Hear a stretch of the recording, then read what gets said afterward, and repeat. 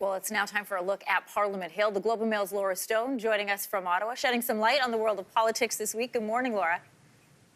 Good morning. I'm going to ask you about your favorite name a little bit later, but first, let's talk about this failed deal with the provinces on health spending. Finance Minister Bill Morneau says he's still going to limit the increase of federal health transfers. So what does that accomplish? Well, yesterday, there was a lot of conflict between the provinces and the federal government. Parliament has risen, is on break now until January, but the provinces' finance ministers and health ministers were in town yesterday trying to come up with a health deal that would work for both the federal government and the provinces. They failed to do that. And it was really interesting because there were kind of these dueling press conferences going on. First, Health Minister Jane Philpott coming out and saying this is a transformative deal.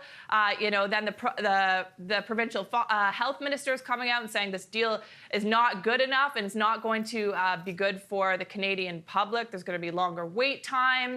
People are going to be waiting longer for surgery, longer to see specialists. So ultimately, after a few hours of negotiation, they were not able to reach the deal. The federal government was offering the provinces a 3.5% increase in federal health transfers, as well as $11.5 billion over 10 years, though. And the provinces said that just wasn't enough to fulfill their needs. Of course, we have an aging population and healthcare is delivered by the provinces.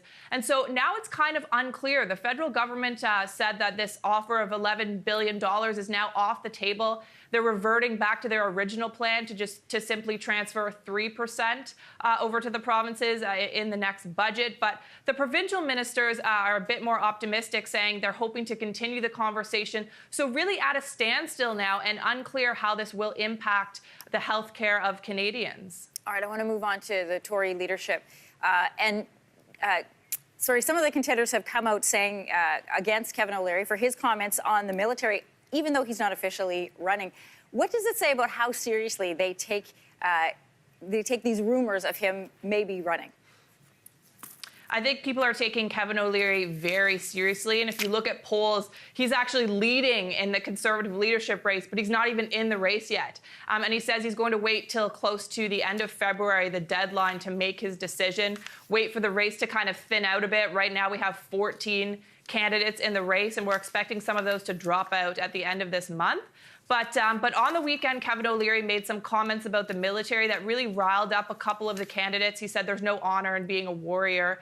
This really angered Aaron O'Toole, who's a former Canadian Forces veteran, as well as Michael Chong, who talked about how Canada's peacekeepers had helped his family immigrate to Canada.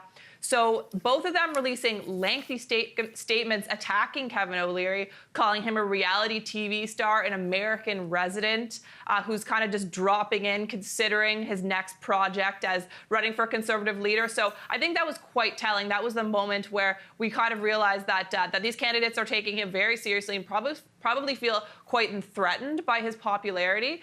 So we'll see if Kevin O'Leary decides to jump in the new year, but other candidates definitely taking him seriously at this point. Which is risky when you have a race that's this crowded, and name recognition is really the name of the game.